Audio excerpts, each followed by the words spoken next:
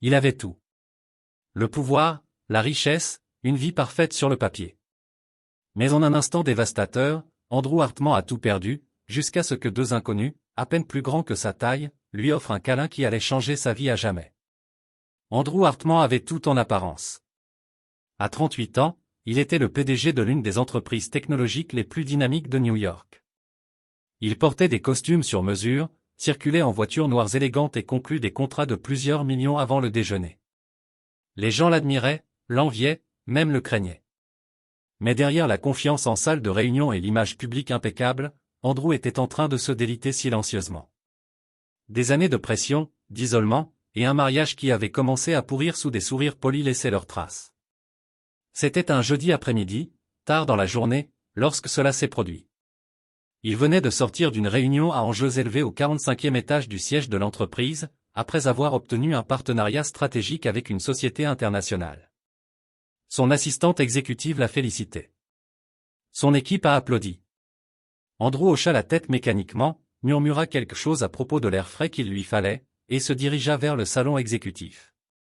En passant devant le mur de verre teinté séparant le salon d'une petite salle de réunion, quelque chose attira son attention.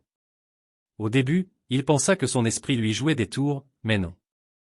Là, à quelques pas seulement, se trouvait sa femme, Kelly, la Kelly élégante et sans défaut, enlacée dans les bras de Tyler Reeves, le plus proche ami d'Andrew et son partenaire d'affaires de longue date. Ils ne parlaient pas. Ils s'embrassaient. Le temps ralentit. Son cœur ne se brisa pas d'un coup. Il craqua silencieusement, comme la glace sous une botte lourde. La pression montait sous ses côtes. Il resta là à regarder quelques secondes de trop, espérant non, suppliant que ce soit une erreur. Peut-être un malentendu, une illusion, tout sauf ce que c'était clairement. Mais la main de Tyler était sur son bas du dos. Les yeux de Kelly étaient fermés. C'était réel. Terriblement réel. Andrew se tourna sans un mot. Pas de confrontation. Pas de drame, juste la fuite silencieuse et instinctive d'un homme dont le monde venait de s'effondrer sous lui. Il traversa le hall dans un état de torpeur, ignorant les salutations, ignorant les murs de marbre et les ascenseurs dorés qui autrefois lui donnaient de la fierté. Dehors, l'air printanier était vif, le ciel d'un bleu indécis mêlé de gris. Il erra quelques pâtés de maison jusqu'à ce qu'il trouve un banc près du bord d'une place, un de ces bancs modernes en béton plus fait pour l'apparence que le confort, et s'assit. Il ne pleura pas. Pas encore. Il resta juste là, les coudes sur les genoux, les mains jointes, regardant dans le vide. Le tissu bleu clair de son costume sur mesure se froissa légèrement sous le poids de sa posture. Mais il s'en fichait. Il se fichait de tout. Pas de l'entreprise, pas du contrat, pas de la trahison qu'il venait de vivre. Il y avait un vide résonnant en lui, un gouffre que les mots ne pouvaient combler. Pour la première fois depuis des années, l'homme qui avait toujours un plan, un horaire, une solution, n'avait rien. Les gens passaient. Quelques-uns le regardaient, cet homme bien habillé avec un regard vide et une âme brisée, mais personne ne s'arrêta. Et pourquoi le ferait-il? À New York, la tristesse était aussi courante que le trafic. Chacun avait quelque part où aller, quelqu'un à impressionner, quelque chose à poursuivre. Personne n'avait le temps de s'asseoir avec la douleur d'un inconnu. Et pourtant, tout ce qu'Andrew pouvait faire, c'était rester là. Il ne savait pas combien de temps il était resté là. Des minutes, des heures, une vie peut-être. Il avait construit des empires, donné des conférences TED, serré des mains de présidents. Mais à ce moment-là, rien de tout cela n'avait d'importance. Sa femme l'avait trahi. Son meilleur ami l'avait trahi, et aucune quantité de succès ne pouvait réparer les morceaux de lui qui avaient silencieusement commencé à mourir. Le vent portait l'odeur de la vie urbaine, des hot-dogs d'un chariot à proximité, la légère senteur d'essence, la brise occasionnelle d'un stand de fleurs dans la rue, essayant de masquer tout cela avec l'odeur de tulipes fraîches. Andrew remarqua à peine. Il était toujours assis sur ce banc froid, les bras reposant sur ses genoux, sa montre coûteuse glissant légèrement sur son poignet. Il n'avait pas bougé depuis ce qui lui semblait une éternité, figé dans la paralysie engourdie qui suit une blessure émotionnelle profonde. Le genre de douleur qui ne se fait pas entendre avec des cris ou des larmes visibles, mais qui s'assoit dans la poitrine comme un parpaing appuyant, suffoquant toute tentative de respirer librement. Il ne pensait pas clairement. En réalité, il ne pensait pas du tout. Son esprit avait cessé de faire les calculs habituels, les projections et les plans de contingence. À la place, il y avait un étrange silence sourd entre ses oreilles. Le genre de silence qui suit une énorme explosion intérieure. Sa vision était floue à cause de l'épuisement et du vide soudain de l'absence de but. La trahison avait été totale, précise et sans avertissement. Elle n'avait laissé aucune place à la négociation, aucune ouverture pour se remettre, seulement de la perte. Puis, sans avertissement, il entendit des pas, rapides et légers, comme un rythme qui saute sur le béton. Deux petites filles apparurent dans sa vision périphérique floue. Elles avaient environ 6 ou 7 ans, identiques en tout point. Elles avaient toutes les deux des cheveux blonds dorés attachés en queue de cheval désordonnée, des yeux bleus brillants qui reflétaient le ciel lors d'une belle journée, et des t-shirts jaunes assortis avec des dessins de soleil dessus. Des jupes en jean pendaient lâchement sur leurs genoux, et leurs chaussures s'illuminaient chaque fois qu'elles faisaient un pas. Elles riaient doucement, se chuchotant l'une à l'autre en s'approchant, mais leur rire ralentit lorsqu'elles arrivèrent près du banc. L'une des filles pencha la tête et chuchota quelque chose à l'autre, qui hocha la tête avec une sérieuse exagération. Puis elles s'approchèrent d'Andrew, encore hésitantes mais pas effrayées. « Monsieur », l'une d'elles demanda, sa voix prudente mais claire. « Vous avez l'air vraiment, vraiment triste. » Andrew cligna lentement des yeux et tourna enfin son regard vers elle. Sa gorge se serra. Il ne répondit pas, non parce qu'il ne voulait pas, mais parce que la simple vérité de leurs mots le perça plus profondément que n'importe quelle trahison.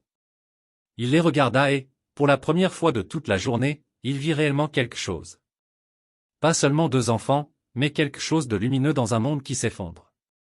L'innocence, la curiosité, la gentillesse. L'autre fille parla moins timidement cette fois.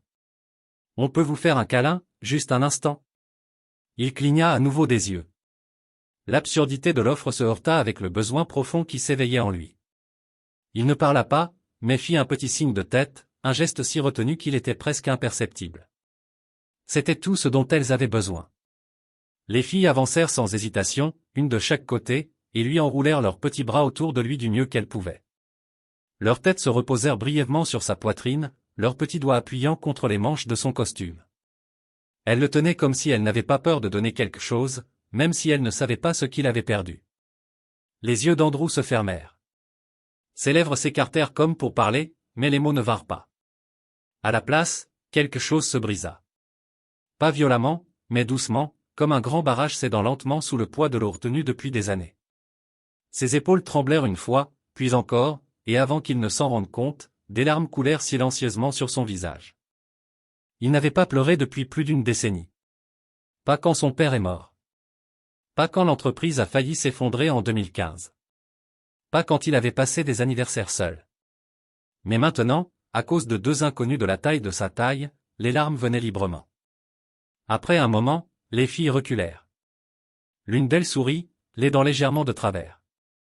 Notre maman dit que les câlins réparent les mauvais jours, et parfois ils réparent aussi les mauvaises personnes. L'autre ajouta, elle dit que la gentillesse est gratuite et qu'on peut l'offrir même quand les gens ne demandent rien. Andrew réussit à murmurer d'une voix rauque, « Merci. J'en avais besoin plus que je ne peux le dire. » Elles lui firent un signe de pouce comme s'il avait réussi un test secret. Puis, sans un mot de plus, elles s'éloignèrent en sautillant sur le trottoir, riant à nouveau, leurs chaussures lumineuses clignotant à chaque pas jusqu'à ce qu'elles disparaissent dans la foule. Cela ne dura pas plus de 2 minutes, mais ces 2 minutes réécrivirent quelque chose à l'intérieur de lui. Il resta sur le banc un peu plus longtemps, encore en train de le traiter, la chaleur de ce câlin restant comme un écho silencieux sur sa peau. Alors que la rue reprenait son rythme habituel et que la ville le recrachait une fois de plus, Andrew se redressa. Pas complètement guéri, pas encore. Mais quelque chose avait changé, quelque chose de petit, quelque chose d'humain. Et pour la première fois de cette journée, il se permit de se demander, juste un peu, s'il pourrait trouver un moyen de traverser cela. Cette nuit-là, Andrew dormit à peine. Il resta allongé dans son appartement de luxe, étendu sur des draps qui autrefois lui semblaient réconfortants, mais qui maintenant lui paraissaient stériles et froids. La vue sur la ligne d'horizon à travers ses fenêtres du sol au plafond scintillait des lumières habituelles de la ville, mais rien de tout cela ne l'atteignait. Son esprit revenait sans cesse, non pas à la trahison, ni aux lèvres de Kelly sur le cou de Tyler, ni aux manœuvres de pouvoir dans la salle de réunion, mais à deux petits bras chauds qui l'enlaçaient doucement et à la voix d'un enfant disant « Notre maman dit que la gentillesse est faite pour être donnée ». Ces mots tournaient dans sa tête comme une mélodie, à la fois apaisante et hantante. Il ne savait pas pourquoi cela l'avait autant affecté. Peut-être parce que cela était venu sans attente. Personne n'avait rien voulu de lui à ce moment-là. Ils avaient juste donné. Le matin venu, une décision s'imposa. Ce n'était pas conscient au début, mais cela monta en lui comme quelque chose de primitif, un instinct, un besoin. Il devait les retrouver. Il ne savait pas pourquoi exactement ni ce qu'il leur dirait, mais il ne pouvait ignorer le sentiment qu'elle l'avait ramené d'un bord dangereux. Il avait ressenti quelque chose s'éveiller en lui ce jour-là, quelque chose qu'il n'avait pas ressenti depuis des années. Pas de l'ambition, ni de la fierté, mais quelque chose de plus basique, quelque chose d'humain. Il ne dit rien à personne sur ce qu'il faisait. Ni à ses collègues, ni au chauffeur, ni à l'assistante. Il s'habilla simplement en jean et en hoodie, tira une casquette basse sur ses yeux et retourna à l'endroit où tout s'était brisé. Le banc était vide. La place bourdonnait de son mélange habituel de touristes, de livreurs et de professionnels jonglant entre les tasses de café et les téléphones, mais les deux filles n'étaient nulle part à voir. Il y resta des heures, scrutant chaque visage, chaque petite silhouette, chaque éclat de jaune ou de dénime. Rien. Il revint le jour suivant et le suivant encore. Pendant 4 jours consécutifs, Andrew abandonna le monde qu'il avait autrefois défini. Pas de réunion, pas d'appel, pas d'email. Son assistante lui laissa 22 messages vocaux à la fin de la semaine, mais il ne répondit à aucun d'eux. Finalement, il se rendit compte qu'il aurait besoin d'aide. Alors, il appela discrètement la sécurité de l'immeuble, non pas par les canaux officiels, mais en glissant au chef de la sécurité un pourboire généreux et une demande discrète. Des images de la place devant le bâtiment, il y a 2 jours, en fin d'après-midi. Cela prit du temps, mais finalement, ils trouvèrent ce qu'ils cherchaient. Il s'assit dans le petit bureau avec les images granuleuses en boucle. Là elles étaient, les filles, les t-shirts jaunes rebondissant alors qu'elles sautaient près de la fontaine. Elles venaient de la direction d'un petit parc dans un coin à quelques pâtés de maisons à l'est. Puis, après l'avoir embrassé, elles s'éloignèrent vers un quartier résidentiel tranquille qu'Andrew connaissait à peine. C'était tout ce dont il avait besoin. Il commença à aller au parc tous les jours. Parfois le matin, parfois l'après-midi tard, espérant apercevoir un signe. Il apportait du café d'un petit vendeur à proximité, quelque chose qu'il n'avait pas fait depuis ses 20 ans. Il regardait les enfants jouer, les parents discuter sur les bancs, et les femmes âgées promener des petits chiens. Le temps ralentissait dans ce parc. Il n'y avait pas de cotation boursière, pas de pression, juste des rires, des taches d'herbe et des cerfs-volants. Pourtant, les filles ne venaient pas. Mais quelque chose dans cet endroit lui faisait se sentir plus proche d'elles. Cela lui rappelait ce qu'il cherchait, même s'il n'avait pas encore les mots pour le dire. Après presque une semaine, il était assis sur un banc à l'ombre, feignant de lire un journal, quand il entendit le bruit inconfondable des baskets lumineuses frappant contre le pavé. Il leva lentement les yeux, prudemment, et là elles étaient, les mêmes filles, identiques comme avant. L'une portait un sac à dos couvert d'autocollants. L'autre mangeait une glace fondante à la cerise, la moitié dégoulinant le long de sa main. Elle marchait avec une femme. Le souffle d'Andrew se coupa dans sa gorge. Elle n'était pas ce à quoi il s'attendait. La mère, présumée, n'était ni soignée ni habillée de façon professionnelle comme les femmes de son entourage. Elle portait un t-shirt gris passé, une longue jupe en coton, et ses cheveux étaient attachés de façon lâche. Mais il y avait quelque chose de stable dans son visage, quelque chose de posé, une force tranquille. Elle ressemblait à une personne qui n'avait pas de temps à perdre avec des futilités. Et pourtant, elle se mouvait avec chaleur. Il n'approcha pas tout de suite. Il les observa depuis le banc, les filles grimpant au bar de singe, criant l'une à l'autre, tandis que leur mère était assise dans l'herbe, jambes croisées, lisant un livre de bibliothèque avec une couverture courbée. Il lui fallut plusieurs longues minutes pour rassembler son courage. Mais finalement, il se leva, traversa lentement le parc, et s'arrêta à quelques pieds d'elle. « Excusez-moi, dit-il, la voix plus douce que d'habitude, presque incertaine. Je crois que vos filles m'ont fait un câlin l'autre jour. » La femme leva les yeux, les sourcils légèrement levés. Son expression n'était pas suspicieuse, juste curieuse. « Elles sont venues vers moi dehors, près d'un immeuble de bureaux, expliqua-t-il rapidement, essayant de ne pas paraître étrange. J'avais vraiment une journée difficile. Elles ne me connaissaient pas, mais elles ont vu que j'étais contrarié. Elles m'ont proposé un câlin. Je n'ai même rien dit. J'ai juste hoché la tête et elles l'ont fait. Elles m'ont pris dans leurs bras. Un long silence suivit. Puis elle ferma doucement son livre et lui donna un sourire à peine perceptible. « Oui, dit-elle. Ça ressemble bien à elle. Andrew resta là, incertain de ce qu'il devait faire de ses mains, de ce qu'il devait dire ensuite. Il avait répété quelque chose la veille, quelque chose sur la gratitude, le destin et le changement.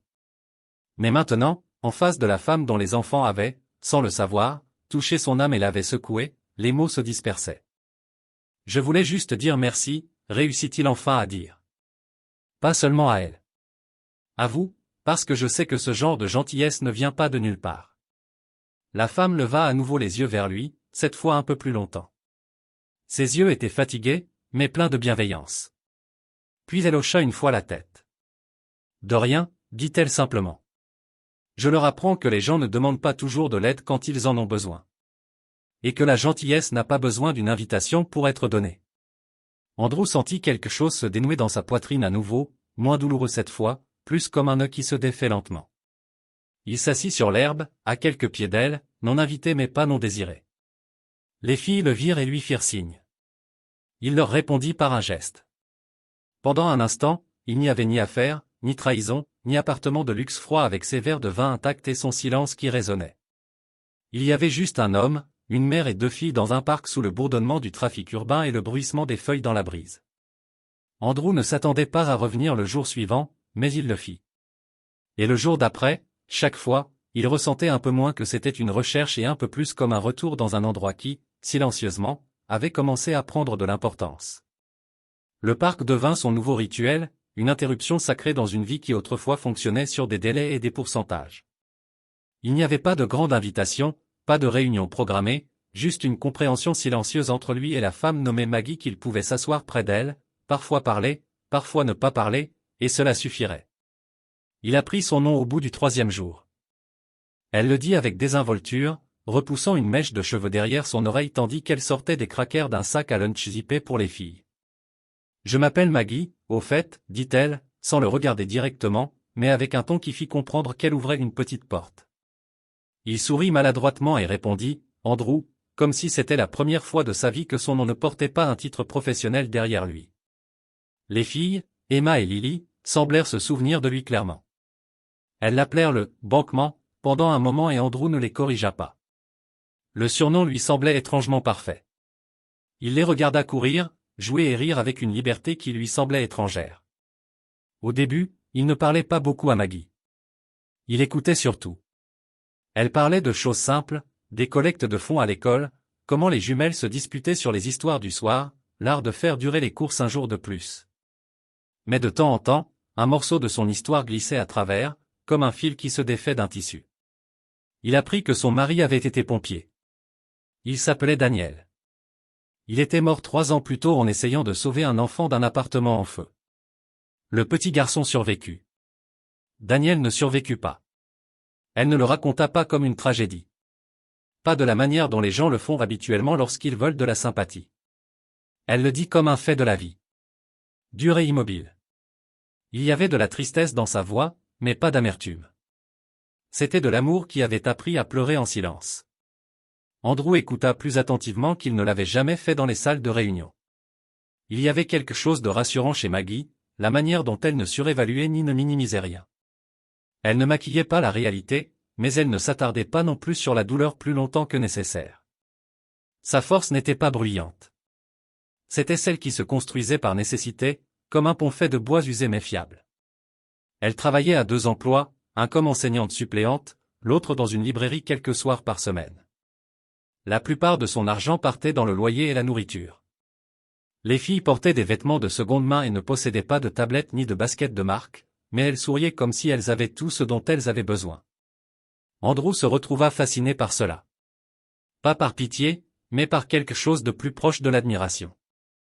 Il avait passé des années à accumuler des choses, des voitures, de l'immobilier, des montres valant plus que le salaire annuel de la plupart des gens, et pourtant il ne se souvenait pas de la dernière fois que sa maison avait semblé aussi pleine que la couverture sur laquelle les filles s'asseyaient pour manger leur sandwich au beurre de cacahuète. Il y avait quelque chose dans la façon dont Maggie répliquait leurs serviettes, comment elle ne les interrompait jamais quand elle parlait, et comment elle trouvait toujours du temps pour rire, même quand ses yeux semblaient fatigués. Ce n'était pas seulement sa gentillesse qui l'impressionnait. C'était sa clarté. Elle savait exactement ce qui comptait et elle vivait en fonction de cela. Avec le temps, leurs conversations devinrent plus profondes. Il lui parla de son entreprise de manière vague au début et de la trahison. Bien qu'il ne mentionnât jamais Kelly ou Tyler, elle ne réagit ni par choc ni par question.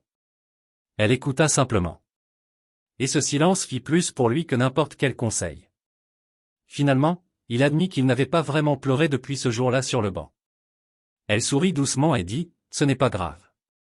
Parfois, pleurer une seule fois suffit, si c'est le bon genre de pleurs. » Un après-midi frais, alors que les feuilles commençaient à devenir ambrées et que le vent portait l'odeur des marrons grillés d'un vendeur ambulant à proximité, Andrew lui apporta un café. Ce n'était pas un geste romantique. Pas encore. C'était simplement quelque chose qui lui semblait naturel, de la même manière que respirer. Elle l'accepta avec un merci sans attente, et ils s'assirent en silence, regardant les filles courir après les pigeons sur la pelouse. Pour la première fois depuis longtemps, Andrew cessa de se demander ce qui viendrait ensuite. Il cessa de calculer sa place dans le monde et se permit simplement d'être dans celui-ci. Il était encore en train de guérir, encore perdu à certains endroits.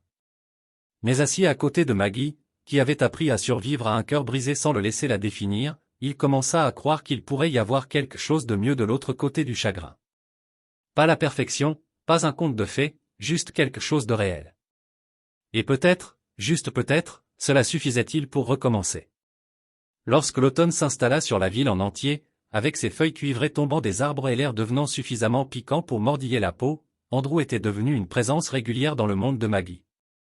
Ce qui avait commencé par de brèves visites au parc s'était transformé en déjeuners partagés sur des tables de pique-nique usées, des courses spontanées pour les courses, et finalement des soirées tranquilles passées à aider les filles avec leurs devoirs dans l'appartement modeste de Maggie. C'était un appartement au 3e étage dans un immeuble en briques avec des escaliers qui grincent et des murs assez fins pour entendre la télévision du voisin la nuit, mais il se sentait plus chaleureux que n'importe quelle pentouse dans lequel Andrew était jamais entré. L'appartement n'avait pas d'art coûteux ni de surface lisse. Il avait des dessins sur le réfrigérateur, une étagère légèrement bancale débordant de livres de poche, et un canapé qui s'affaissait un peu au milieu, mais qui vous invitait à rester. Maggie s'excusa pour le désordre la première fois qu'il visita, en poussant une paire de baskets scintillantes hors du couloir et en cachant une assiette de macaroni au fromage à moitié mangée derrière le micro-ondes. Mais Andrew sourit simplement. Il ne s'était pas senti aussi à l'aise depuis des années. Il n'y avait aucune formalité dans son espace, pas de prétexte poli, juste la vie vécue à haute voix et sans excuse. Quelque chose en Andrew changea silencieusement pendant ces semaines. Il revenait encore au bureau de temps en temps, mais l'endroit avait changé pour lui. Ou peut-être que c'était lui qui avait changé. Les salles de conférences vitrées et le rythme interminable des séances de stratégie ne lui donnaient plus la même sensation d'excitation. Il commença à décliner des événements du soir, à sauter des collectes de fonds, et à quitter plutôt les réunions pour être à l'appartement de Maggie à l'heure du dîner. L'entreprise, toujours en marche comme une machine bien huilée, ne souffrit pas. Mais pour la première fois de sa vie adulte, il ne cherchait pas à gravir les échelons. Il essayait de ralentir. Il se surprit à repenser à tout. Les critères de succès qu'il vénérait autrefois, les profits, la couverture médiatique, les approbations du conseil d'administration, lui semblaient désormais fades comparés à la joie de voir Emma Beam lorsqu'elle maîtrisait sa liste d'orthographe, ou à la façon dont Lily riait de façon incontrôlable quand il lisait des histoires avant le coucher avec des voix rigolotes. Les filles avaient commencé à le considérer comme quelque chose de permanent, bien que personne n'ait jamais prononcé le mot. Il était simplement là, les récupérant à l'école quand Maggie était coincée à la librairie pour réparer le robinet qui fuyait dans la cuisine, assistant au festival d'automne de leur école et aidant à tenir le stand de cupcakes maladroitement mais fièrement. Maggie remarqua aussi le changement en lui.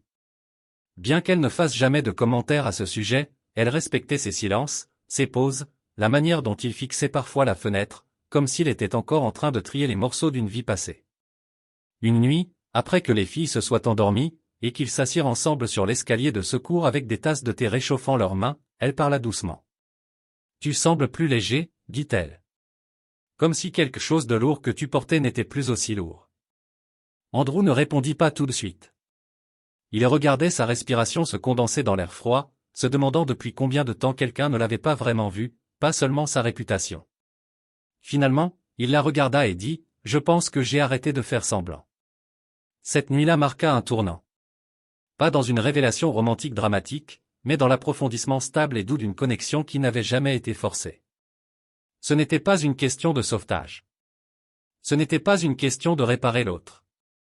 C'était une question de choisir de rester, d'écouter, de se présenter. Et il s'est présenté. Quelques semaines plus tard, il prit une décision discrète mais irréversible. Il convoqua une réunion avec le conseil d'administration, non pas pour annoncer une démission, mais pour exposer son plan de réduction de son rôle et la nomination d'un nouveau PDG en interne. Il resterait un actionnaire majeur, mais il ne voulait plus être le visage, le chef de file, le moteur. Cela fut accueilli avec surprise, un peu de résistance, et quelques sourcils haussés, mais personne ne pouvait contester son parcours. L'entreprise était stable.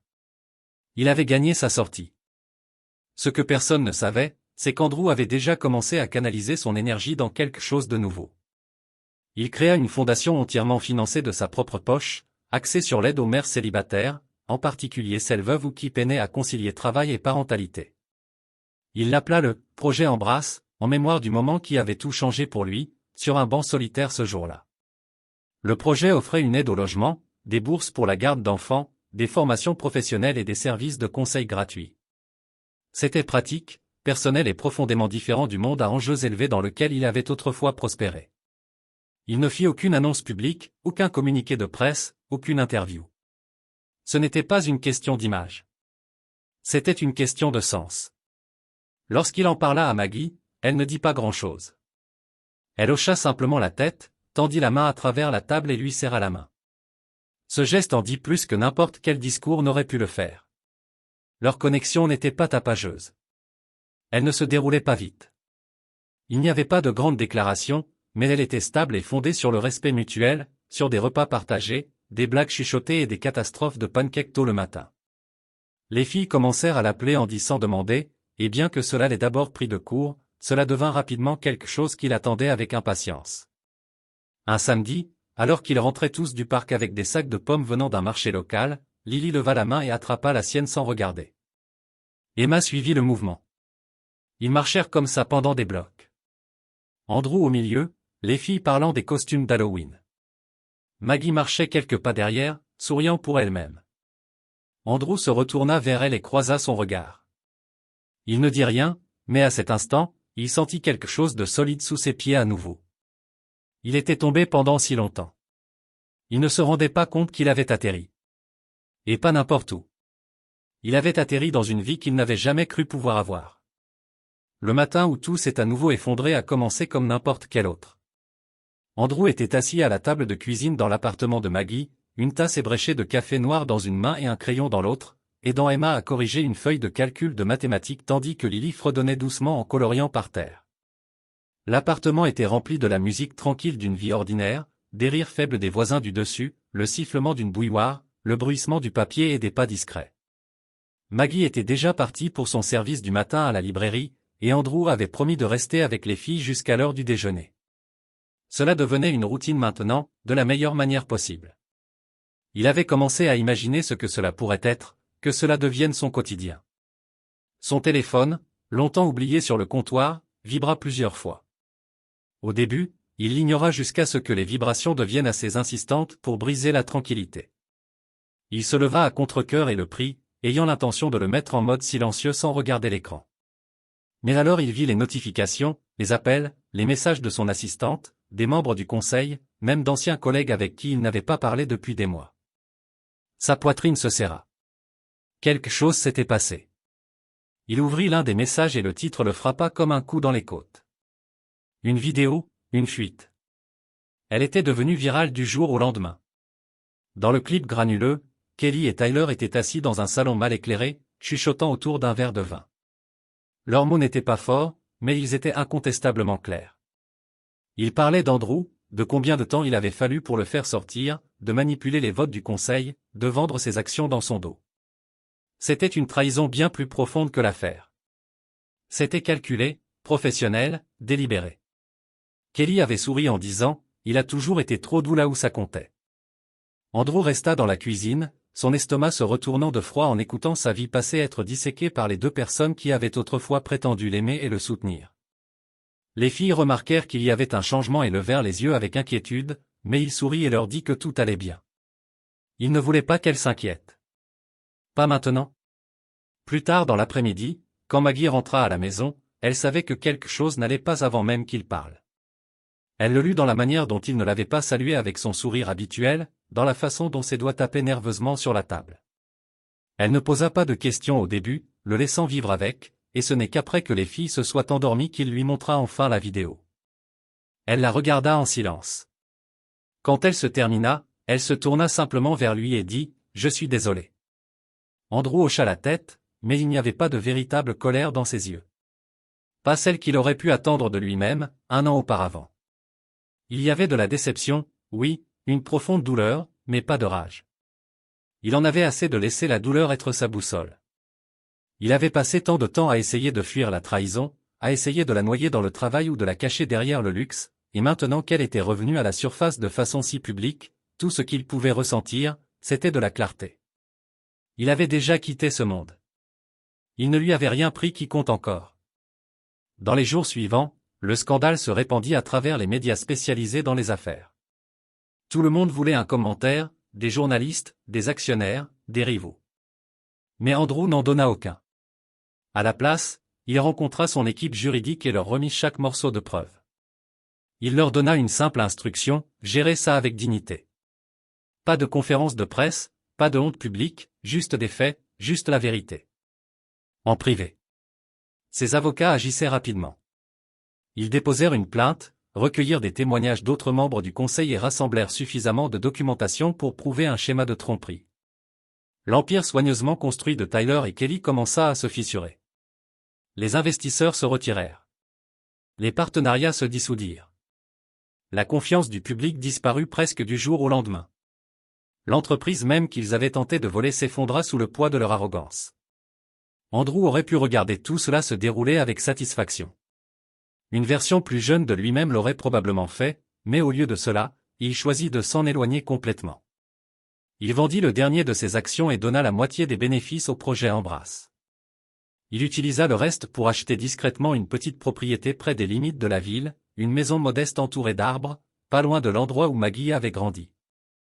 Ce n'était pas Tapa accent grave-l'œil, mais c'était le leur. Les filles savaient que quelque chose s'était passé, mais Andrew ne leur raconta jamais toute l'histoire. À la place, il leur apprit autre chose. Comment s'élever au-dessus de la cruauté, comment répondre à la trahison avec force, comment protéger ce qui comptait vraiment. Elles le virent dans la façon dont il ne parlait jamais en mal de Tyler ou Kelly. Il disait simplement, certaines personnes se perdent en poursuivant de mauvaises choses, et il s'en tenait à cela. C'était une forme de force que Maggie admirait profondément. Pas la force brutale, pas celle qui écrase, mais celle qui résiste, celle qui refuse silencieusement d'être définie par les actions des autres. Elle lui dit une nuit, alors qu'ils étaient allongés côte à côte sous une couverture usée dans la maison qu'ils appelleraient bientôt leur chez-soi, ce qu'ils ont essayé de détruire, ce n'était pas toi. Ils ont seulement détruit l'image qu'ils avaient de toi. Mais le vrai toi, cet homme est toujours là. Andrew tendit la main pour saisir la sienne dans l'obscurité. Il n'avait pas besoin de répondre. Elle savait déjà. La vie qu'il avait autrefois construite s'était effondrée.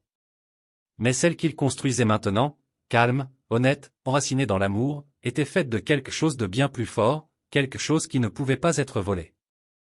Le printemps revint lentement, comme si la ville elle-même avait besoin de temps pour dégeler après le poids amer de l'hiver.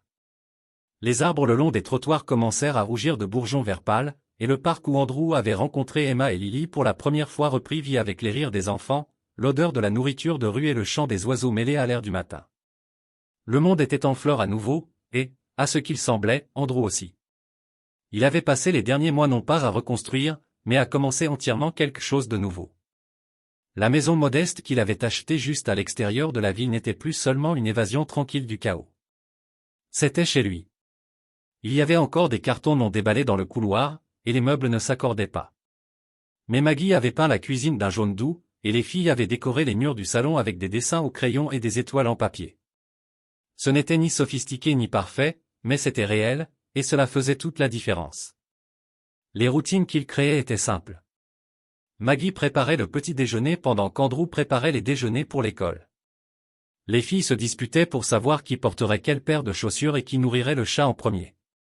Ils plantaient des légumes dans un petit jardin qui ne pousserait probablement jamais correctement, mais personne ne s'en souciait. Les soirées étaient lentes et douces. Livres, puzzles, histoires au coin du feu. De temps en temps, Andrew se surprenait à sourire devant quelque chose de simple. La façon dont Maggie fredonnait en pliant le linge, ou comment les filles lui murmuraient des secrets comme s'il était leur complice. Ces choses-là semblaient autrefois être du bruit de fond dans la vie des autres. Maintenant, elles étaient tout. C'est pendant l'une de ces soirées, alors qu'ils étaient tous dans le jardin à regarder les lucioles apparaître une à une, que l'idée germa dans l'esprit d'Andrew. Il ne l'avait pas planifié. Il n'y avait pas eu de grand plan romantique, de propositions minutées. Mais, alors qu'il était assis à côté de Maggie, sa tête reposant légèrement sur son épaule et les filles enroulées dans une couverture à leurs pieds, il réalisa qu'il ne voulait pas que ce soit juste un chapitre. Il voulait que ce soit toute l'histoire. Il attendit une semaine avant de parler aux filles. Elles étaient dans la cuisine à l'aider à faire des biscuits, la farine saupoudrant leurs joues comme du maquillage de guerre. Il se baissa à leur hauteur, prit leurs petites mains dans les siennes et demanda très sérieusement, « Comment vous sentiriez-vous si je demandais à votre maman de m'épouser ?» Emma laissa échapper un cri et lâcha sa cuillère. Lily cligna des yeux, puis chuchota, « Pour toujours marié ?» Il hocha la tête. « Oui, pour toujours. » Elles n'hésitèrent même pas. Les deux filles lui jetèrent les bras autour du cou et crièrent, « Fais-le. Fais-le aujourd'hui. » Il ne le fit pas ce jour-là, mais il n'attendit pas longtemps. Le week-end suivant, il les emmena tout au parc. Le même banc, le même endroit. Il avait préparé un pique-nique et avait fait semblant que ce n'était qu'une sortie familiale comme les autres, bien que son cœur battait un peu plus vite à chaque instant qui passait. Maggie avait laissé ses cheveux lâchés, et la brise soufflait des mèches sur son visage. Elle riait et les remettait derrière ses oreilles, sans se douter de la boîte de bagues dans la poche d'Andrew. Après que les filles se soient précipitées pour courir après un vendeur de ballons au bout du chemin, Andrew se tourna vers Maggie. Ils restèrent assis dans un silence familier, celui qui était devenu plus significatif que n'importe quelle conversation banale. Il plongea la main dans son manteau, sortit la boîte, et la déposa doucement dans sa main sans un mot. Elle la regarda, puis le regarda lui, un éclat d'incrédulité brillant dans ses yeux. « Andrew, commença-t-elle, mais il secoua doucement la tête. « Je n'ai pas de discours, dit-il. Je n'ai pas les mots qu'il faut. Je sais juste qu'il n'y a rien de bon dans ma vie qui ne commence avec toi. Et je veux construire le reste avec toi. Avec toi et les filles, pas comme un visiteur, comme une famille. » Ses mains tremblèrent légèrement en ouvrant la boîte. L'anneau était simple. Pas de diamant de la taille de ville. Pas de monture complexe, juste un anneau en or avec un petit saphir au centre, de la même teinte bleue que les yeux de sa fille. Un instant, elle ne dit rien. Puis elle sourit, des larmes se formant doucement dans les coins de ses yeux, et hocha la tête. « Oui, » murmura-t-elle.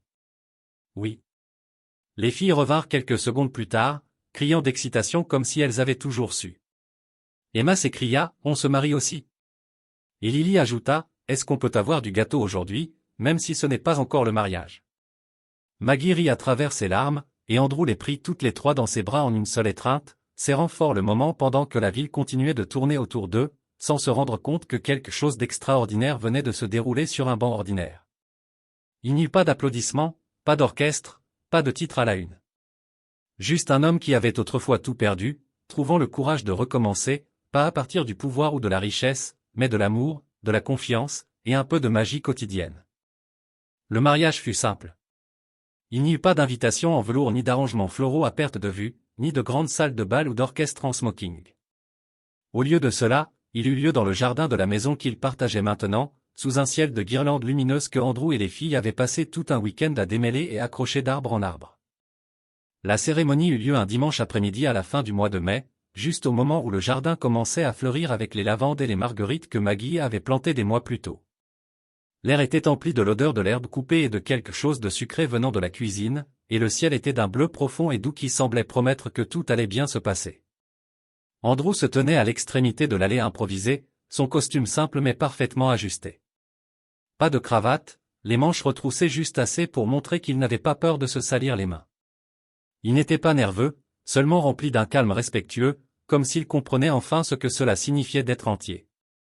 Emma et Lily, en robe blanche assortie et couronne de fleurs qu'elles insistaient pour fabriquer elles-mêmes, sautillaient devant Maggie, lançant des fleurs sauvages dans l'air avec une joie débridée. Elles prenaient leur rôle de demoiselles d'honneur avec un sérieux énorme, bien que leur chorégraphie se dissolve en éclats de rire à mi-chemin de l'allée. Maggie suivait, pieds nus sur l'herbe, portant une longue robe fluide de la couleur du sable chaud. Ses cheveux étaient légèrement bouclés, épinglés avec de petites branches de gypsophile. Elle rayonnait, pas de la manière dont les photographes le recherchent, mais de la manière dont les gens rayonnent quand ils ont choisi la joie, même après la douleur. Lorsqu'elle arriva près d'Andrew, elle prit ses mains sans hésitation, comme si elles avaient toujours dû y être. Leurs vœux n'étaient pas traditionnels. Ils étaient écrits à la main et un peu maladroits par endroits, mais ils étaient réels. Andrew promit d'être son partenaire, pas son sauveur. Maggie promit de marcher à ses côtés, pas derrière lui. Les filles se tenaient près de là, souriant largement, et lorsqu'il fut temps de dire « oui, je le veux », elles crièrent les mots avant même que les adultes ne puissent parler. Ensuite, ils célébrèrent avec des grillades, de la musique venant d'un vieux haut-parleur, et des histoires partagées autour d'un feu de camp alors que le ciel passait au lavande et que les étoiles apparaissaient. Des amis de l'école de Maggie vinrent. Des voisins apportèrent des tartes et des chaises de jardin, et quelqu'un apporta une guitare qui passa de main en main jusqu'à ce que la nuit soit remplie de chants doux et de rires. Personne ne prit de photos pour les réseaux sociaux. Personne n'ajouta de hashtag. Ce n'était pas pour le monde. C'était pour eux. Dans les mois qui suivirent, la maison continua de se remplir de vie. Pas du chaos bruyant de la perturbation, mais du rythme profond de l'appartenance. Andrew a embrassé la paternité non pas comme un remplacement de ce que les filles avaient perdu, mais comme une nouvelle forme de présence. Il a appris à tresser des cheveux maladroitement, à arbitrer les disputes sur les chansons du coucher, à réparer les meubles de la maison de poupée avec de la colle et une patience infinie. Emma montait sur ses genoux sans prévenir et s'endormait, sa joue contre sa poitrine. Et Lily commença à l'appeler papa lorsqu'elle pensait que personne n'écoutait. La première fois qu'elle le dit à haute voix au petit déjeuner en lui demandant de passer le sirop, Andrew faillit laisser tomber l'assiette qu'il tenait. Mais il ne la corrigea pas. Il sourit simplement et dit, « Bien sûr, ma chérie. » Maggie reprit son enseignement à temps plein, et Andrew, fidèle à sa promesse, se concentra sur sa fondation. Le projet Embrasse grandit lentement mais sûrement, aidant des familles à travers la ville avec un soutien réel et tangible. Il visitait souvent les centres qu'il finançait, parfois en lisant aux enfants dans les programmes après l'école ou en aidant à rénover des logements donnés. Les gens étaient toujours surpris de le voir là. Cet homme qui figurait autrefois sur la couverture de Forbes, maintenant en train de marteler des étagères dans un mur de salle de classe ou assis en tailleur dans un cercle d'enfants parlant d'empathie. Mais Andrew n'avait plus besoin d'impressionner. Il avait juste besoin d'être utile. Il y eut des jours difficiles, bien sûr. Des nuits où le chagrin revenait pour Maggie sous forme de vagues inattendues et des matins où Andrew se réveillait de rêves de salles de réunion et de trahison, en sueur dans l'obscurité. Mais ils affrontaient ces jours ensemble. Ils apprirent à écouter sans avoir besoin de tout réparer. À se donner de l'espace et de la force en parts égales. Leur amour n'était pas basé sur la fantaisie. Il était fondé sur la résilience, la confiance et la compréhension silencieuse que la vie ne consistait pas à revenir à ce qu'elle avait été. Il s'agissait de créer ce qui pouvait encore être. Un soir, presque un an après le mariage, ils étaient tous les quatre assis sur le même banc de parc où tout avait commencé. Les filles étaient plus grandes maintenant, plus hautes. Leur conversation était plus curieuse et complexe, mais elles s'accrochaient toujours au bras d'Andrew comme s'il était leur terrain de jeu préféré. Maggie posa sa tête sur son épaule comme avant, et ils regardèrent le soleil se coucher derrière les bâtiments, projetant de longues ombres sur l'herbe. Andrew regarda autour de lui à l'endroit qui avait autrefois abrité sa plus grande douleur et qui maintenant abritait sa plus grande paix. Il pensa à ce qu'il avait été, solitaire, vide, perdu, et à ce qu'il était devenu, non pas parce que quelqu'un l'avait sauvé, mais parce que quelqu'un l'avait vu, parce que deux petites filles lui avaient offert un câlin quand il en avait le plus besoin. Parce que la gentillesse, quand elle est donnée librement, a un moyen de réécrire les destins. Et à cet instant, entouré des rires de ses filles et du souffle calme de la femme qui lui avait appris à aimer à nouveau, il comprit enfin que le banc n'avait pas été seulement un endroit où s'asseoir. Il avait été un commencement, une porte, une promesse. Et la promesse était devenue réalité.